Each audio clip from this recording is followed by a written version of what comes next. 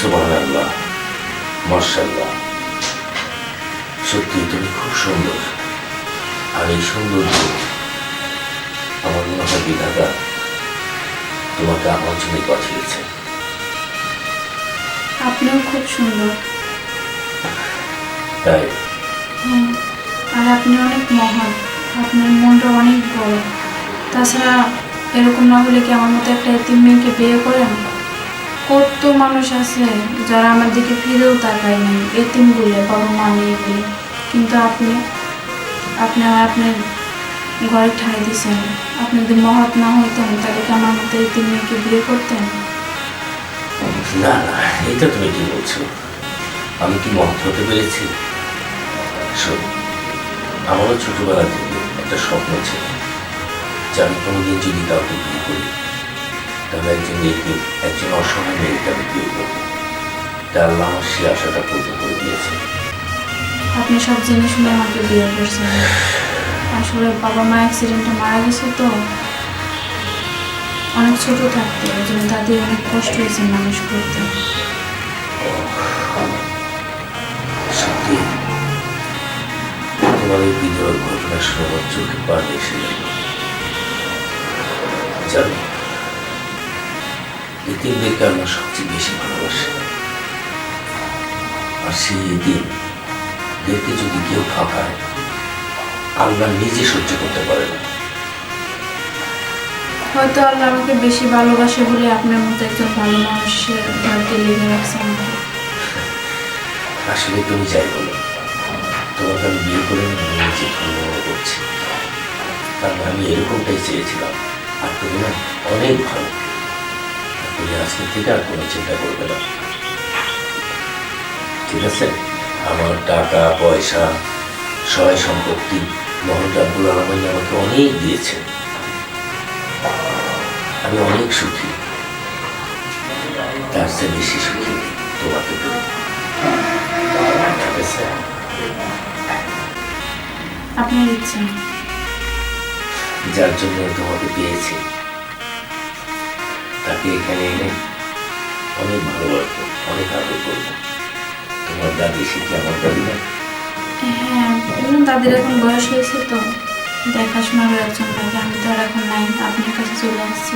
তাই? ঠিক আছে, দাদি আম্মাকে আমার বাসায় নিয়ে আসবে, ঠিক আছে? এখানে তুমি দেখাশোনা করবে, আমি দেখাশোনা করবো। আর কোনো সমস্যা আছে? আচ্ছা, ঠিক আছে। যাই হোক, আজকে তো পবিত্র বাসর রাত। এখন আমরা যদি এই দুঃখ কষ্টের কথা বলে আমরা সময়টা পার করে দিই, তাহলে তো আমাদের বাসর একটা মাটি হয়ে যায়। আমাদের তো আরো অনেক কিছু করতে হবে নাকি? এই শোনো, তুমি নাকি স্কুলে গানের প্রতিযোগিতায় তুমি ফার্স্ট হয়েছিলে। সেই গানটা কি তুমি শোনাবে নাকি এখন? আচ্ছা শোনো। আচ্ছা শোনো। তুমি চোখের আড়াল হও, কাছে কি বা দূরে রও, মনে রেখো আমিও ছিলাম। এই মন তোমাকে দিলাম, এই প্রেম তোমাকে দিলাম। ভালোবেসে আমি বারে বার তোমারও মনে হারাবো। এ জীবনে আমি যে তোমার, মরণেও তোমারই রব। তুমি ভুলো না আমারে না, তুমি চোখের আড়াল হও, কাছে কি বা দূরে রও, মনে রেখো আমিও ছিলাম। এই মন তোমাকে দিলাম, এই প্রেম তোমাকে দিলাম। সত্যি তোমার গান শুনে আমি মুগ্ধ হয়ে আমি তোমাকে একটি গিফট করলাম। না কি খুশি তো? হুম, আচ্ছা তাহলে আর এখন সময় পার না করে চলো, মন যখন দিয়েই ফেলেছ তাহলে মনের একটু মিলন হওয়ার দরকার না? যা শুয়ে পড়ো।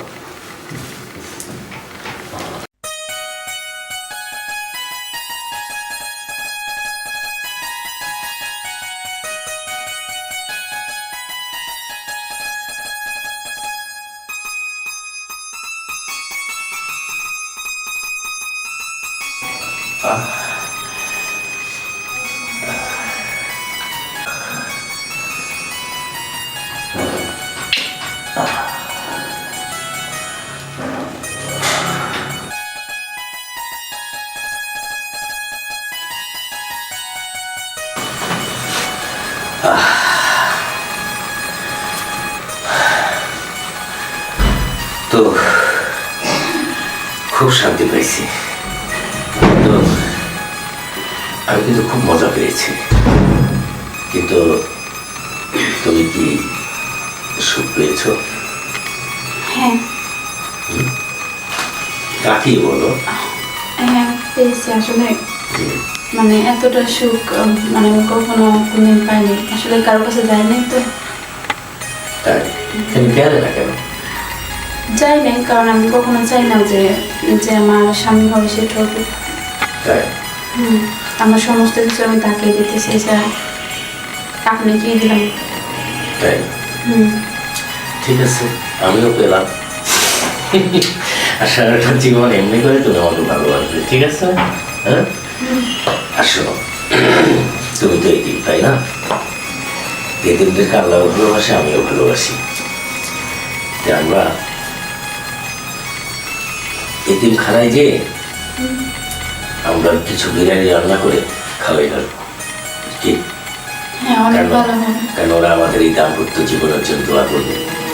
আর মহান রাব্বুল আলামিনের কাছে আমি প্রার্থনা করি, হে মহান রাব্বুল আলামিন, আমাদের এই ভালোবাসা, আমাদের এই দাম্পত্য জীবন তুমি সুখী করো না। আমিন। আসলে আপনি খুব মহান, আপনার মনটা অনেক বড়, খুব ভালো। আর আমি অনেক ভাগ্যবতী বলে আপনার মতো একজন স্বামী পেয়েছি। আমিও অনেক ভাগ্যবান বিধায়ী তোমার মতো একটা সুমনা স্ত্রী পেয়েছি। ঠিক আছে, তাহলে চলো ওয়াশরুমে যেয়ে ফ্রেশ ট্রেশ হয়ে এসে আবার না হয় হবে। আর আরেকটা কথা, আজকে থেকে কিন্তু তুমি এদিন না, আজকে কিন্তু তুমি আমার স্ত্রী।